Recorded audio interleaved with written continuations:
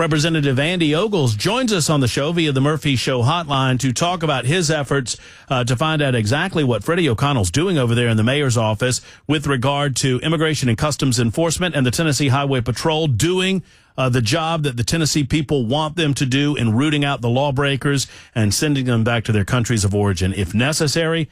Andy, thank you for being on with us. Good afternoon. Yeah, absolutely. I mean, it's a crazy time in Nashville considering what the mayor's doing, but you've got ICE agents literally doing their jobs in Nashville, and it's just breaking today. And we can send you some of this information, but the city of Nashville is literally posting and tracking ICE agents in Nashville and then publishing their names. And when you understand that these MS-13, Trinidad gangs, and all the other, Sinaloa and all the other cartels that operate across the country, these aren't just gangs. These are more than criminal enterprises. These are like corporations, and they have advanced surveillance technology. And when you put that officer's name out there, you're putting it in harm's way. Now, Freddie, the mayor of Nashville, O'Connell, will say that, well, this is in the vein of transparency. But when you're putting law enforcement in harm's way because you're a wokeist mayor, enough is enough. Well, Andy, I certainly, for one, I want to applaud you. Our agreements have been well documented. Maybe some of our disagreements have been overly highlighted, but I want to give thanks and credit where it is due, because I know I was asking the question, where are our representatives that want to step up and say, hold on a second. ICE here, they're not the bad guys. The Tennessee Highway Patrol, they're not the bad guys. And our state government gave the ability for local law enforcement agencies to better work with Immigration and Customs Enforcement because the people of Tennessee want to root out these criminal lawbreakers and getting them the hell out of our state. And I thank you for standing up and saying, hold on a second. Instead of aiding ICE, you're actively, it seems to me, working against ICE. And as you well know, Andy, as you've documented and as you talked about on Memorial Day, that's against the law. Well, and correct me if I'm wrong, Matt, but you were one of the first people to really start talking about this publicly, if not the first. And so now I'm taking this to the next level. Senator Blackburn's going to do the same thing in the Senate. So I've called for an investigation. The Homeland Security Committee, which I am on, and the Judiciary Committee will be conducting a joint investigation into the city of Nashville, Mayor O'Connell, and then, of course, following the money to see if any of that COVID money or any federal money that flowed to Nashville, they have somehow funneled it to illegals. And this should also be a notice to not only Nashville, but other woke mayors across the country. We can disagree on immigration policy, but you can't aid and abet illegals. And if you do so, it's a crime. Well, and you've just posted this, and I encourage folks who are listening to go to Andy's X post at Rep Ogles on X. And it reads here, the information that you just discussed, publicly leaking the names of DHS and HSI officials working with Davidson County on immigration enforcement, is posted on an official Nashville government website, fully accessible to the public. And as you just noted here today, Andy, I mean, MS-13 and any other gang-related activity that is in the community could easily get this information, and it is putting these officers at risk. I mean, is it too far to say that it seems that we have local officials who are doxing and outing Immigration and Customs Enforcement? Well, you can see it for yourself. It's right there. I mean, and again, with the internet being what it is, you can take that individual's name and somewhere you're going to find a picture of that individual. And again, I'm going to tell you, and I'm on Homeland, I've seen the classified documentation or the classified information, the surveillance capabilities, and quite frankly, the military capabilities of some of these cartels are frightening, and they can and will deploy that against everyday citizens, obviously against rival gangs, but against law enforcement. And so this is a step too far. Obviously, I was already saying that the mayor had gone too far, but this right here literally, technically may not be criminal, but he's putting law enforcement in harm's way, and I'm going to do my part to try to stop it. I have already forwarded this information to the Judiciary Committee. I'll be working with them in the next couple of days to see if there's anything that we can't do to get the city of Nashville to stop, because in my opinion, and it's just my opinion, but he is putting law enforcement officers in harm's way. And I'll say this, anytime you have a woke mayor like Freddie O'Connell, who's making police the bad guy, not ICE, they're not the bad guys. But saying that by the way, the people that were being deported out of Nashville were murderers and rapists and drug traffickers and child traffickers. He's going to defend them. And when he's picking them over law enforcement, we've seen a 400% increase in attacks against law enforcement because of this type of reckless rhetoric coming from Mayor O'Connell. I've had enough. I'm going to fight back. MS-13 and Trinidad are in Tennessee. They are in Nashville. And if we don't get serious about this and have a zero-tolerance policy, we're going to wake up and we will have lost parts of our city. Representative Andy Ogles with us this afternoon discussing his effort to find out exactly what type of communication has been going on between the mayor of the city of Nashville and the Metro Nashville Police Department and other agencies. What exactly are you looking for in the investigation process? And what would you like if you had the ability to speak directly to Freddie O'Connell? And I'm certain that people from his office are listening to our conversation, Andy. What is the message? What does he need to try to make this right? Let's say he inadvertently, I'll try to give him the benefit of the doubt here, right? He inadvertently crossed the line on a couple of occasions. What does he need to do to make it right in your estimation? Well, first off, I think that ship has sailed. I think he has doubled, tripled down on this message. And my comment to him would be, what the HELL are you thinking, putting law enforcement in harm's way? You are making Nashville less safe. Literally, Nashville is the jewel of the South. It is the economic engine of the South. And you're going to tarnish our name and our brand and put our people at risk because of your woke left-leaning policies. Enough is enough, knucklehead.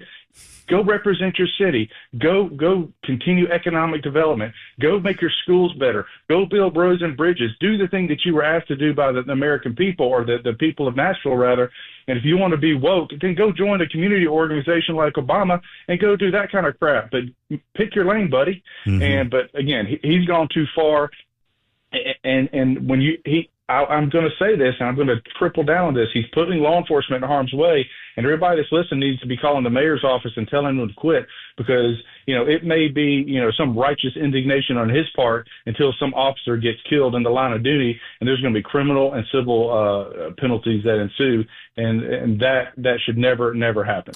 What do you expect? Obviously, with the Homeland Security Committee behind you, with the power of the law behind you, you'll take next steps in furthering the investigation on the Freddie front. I assume that you are in hopes, as most of us in Tennessee are, that the coordination between the Tennessee Highway Patrol and ICE, the coordination between certain local law enforcement agencies and ICE will continue across the state of Tennessee.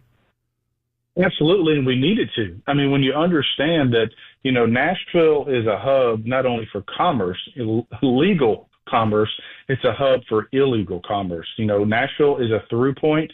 When you look at Nashville on the map of the United States, within 6 or 7 hours of Nashville, you can reach most of the population centers in the country minus the West Coast. And so there's a reason why businesses are coming to Middle Tennessee. There's also a reason why all of these gangs out of Mexico, all of these gangs out of Central and South America are coming to Nashville, is because it's a great place to do business. It's a great place to move your product. And what you're going to see is an escalated escalation in the population of those criminals, but also you're going to see continued violence, and it's only going to get worse over time. When you look at El Salvador, I was just with the president of El Salvador. I went to the notorious prison there in El Salvador that houses those gang members, and it's only notorious because the people are there. The president there put forward a zero-tolerance policy on the gangs.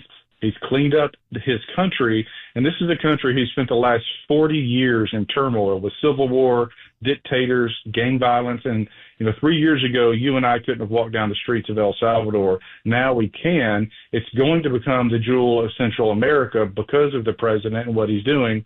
We've got to take that perspective and learn from that here in Nashville and have that zero tolerance policy. Congressman Andy Ogles with us for just a few additional moments. So, Congressman, you've spoken about, and I think you did this over the Memorial Day holiday at the state capitol, you spoke about the need for immigration reform. We've seen incredible impact under the Trump administration on the southern border.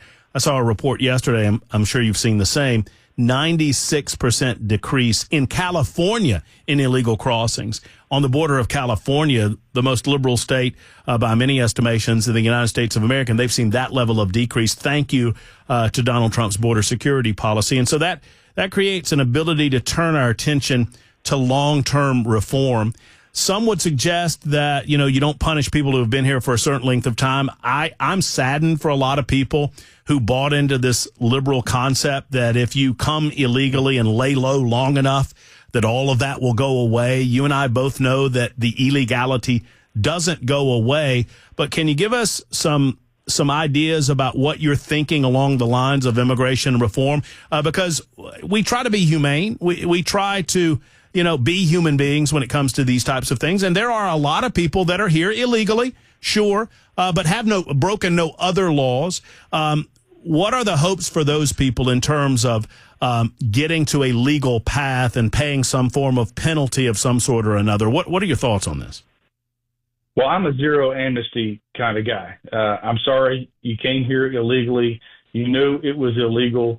You knew that there could be consequences, and you knew that you could be deported. And so in the same way that you and I could go to the United Arab Emirates, the UAE, we could get a work visa, we could work there. We have to pay their taxes. They're never going to let us vote. They're never going to let us become a citizen. And if we break their laws when we're done in jail, they're going to kick our butts out and we can never return. Mm-hmm. That's a pretty common sense approach.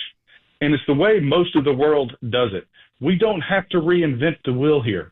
No amnesty. I'm sorry. It's a great place, and I know why you would want to come here, but you did so illegally. Your very first act in coming into this country was an illegal act.